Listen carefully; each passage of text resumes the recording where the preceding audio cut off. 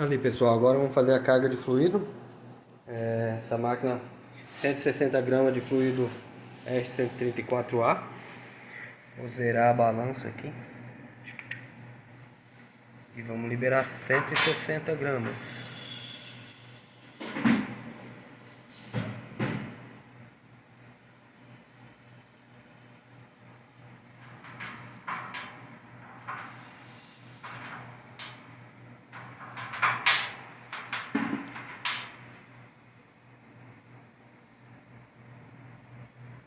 Isso aí, agora vamos ligar ela e ver ela funcionar.